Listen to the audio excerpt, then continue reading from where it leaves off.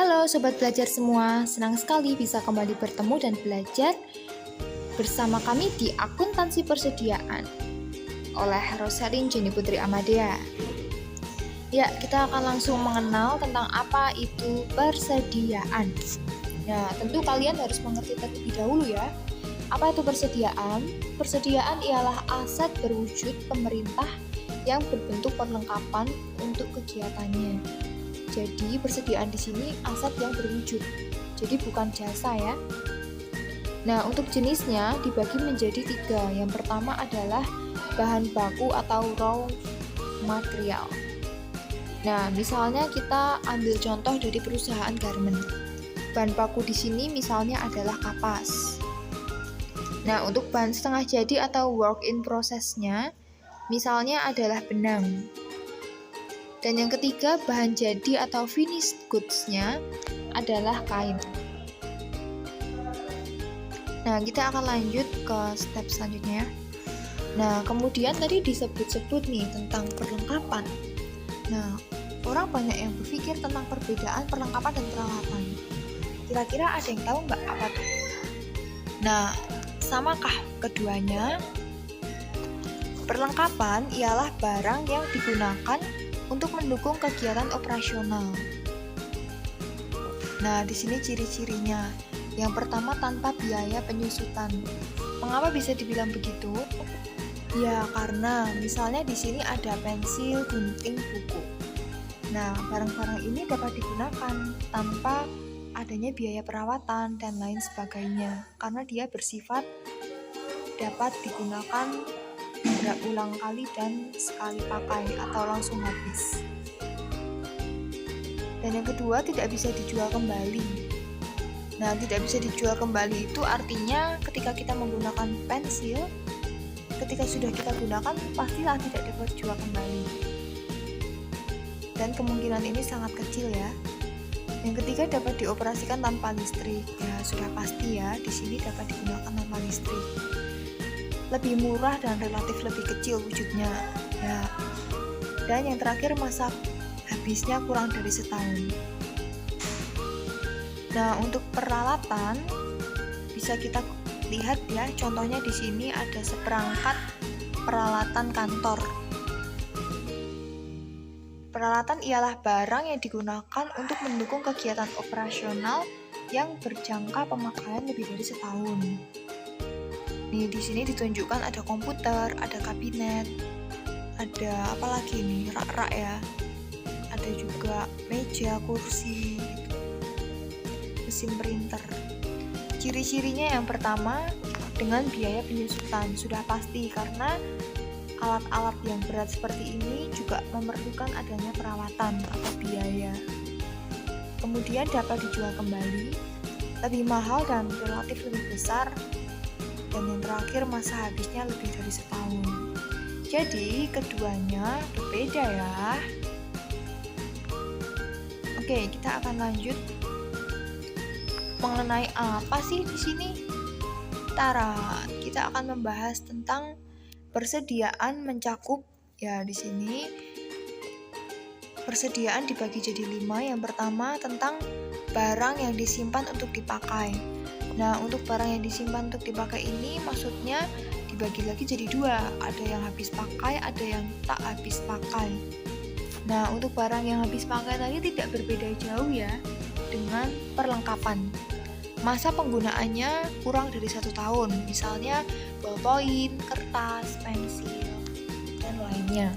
Untuk barang tak habis pakai di sini, barang yang bisa digunakan berulang kali dan masa habisnya biasanya lebih dari setahun. Ya, seperti peralatan tadi ya, contohnya ada meja, kursi, komputer, dan sebagainya. Yang kedua adalah barang untuk berproduksi. Nah, barang untuk berproduksi di sini dimisalkan nih. Di sini ditunjukkan ada kapas. Kapas di sini bisa dibilang raw material atau bahan baku. Yang ketiga, barang hasil produksi atau bisa dikatakan barang setengah jadi. Di sini ada benang. Nah, yang ketiga barang distribusi atau bisa dikatakan hasil dari seluruh proses produksi tadi. Di sini menghasilkan kain.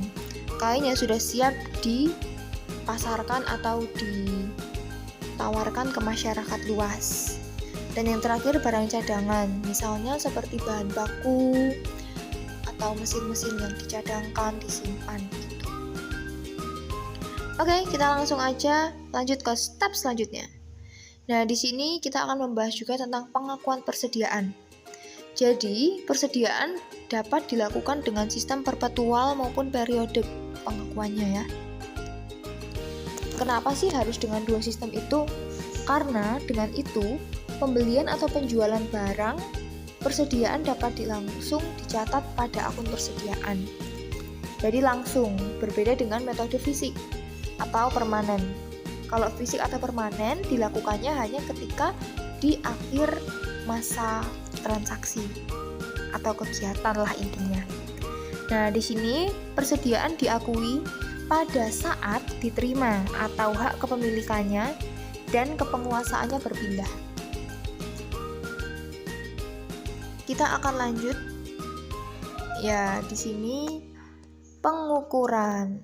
Nah, pengukuran untuk jenis persediaan yang diperoleh atau disimpan tidak untuk dijual secara komersialnya. Jadi barang persediaan di sini itu tidak untuk dijual di khalayak umum ya, tetapi untuk persediaan internal perusahaan sendiri.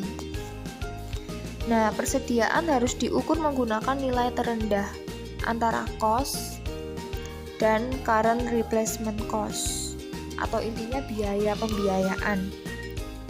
Nilai-nilai persediaan ditentukan dengan metode. Nah, di sini kita akan mengenal 3 metode. Yang pertama LIFO. LIFO atau last in first out.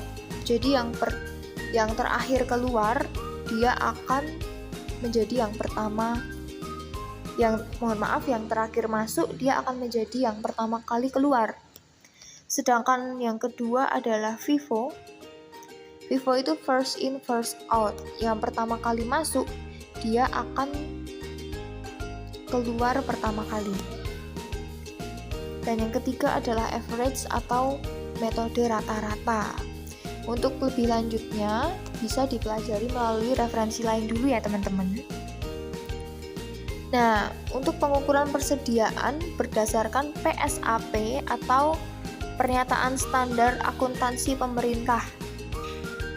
Yang pertama, biaya perolehan ada apabila diperoleh dengan pembelian. Biaya perolehan ya. Jadi diperoleh dari pembelian. Nah, untuk biaya standar sendiri diperoleh apabila kita memproduksi sendiri. Dan yang ketiga, nilai wajar diperoleh apabila kita mendapatkannya dengan cara lain seperti dari donasi atau rampasan. Nah, untuk ini sudah cukup jelas, kita akan lanjut ke penyajian dan pengungkapan.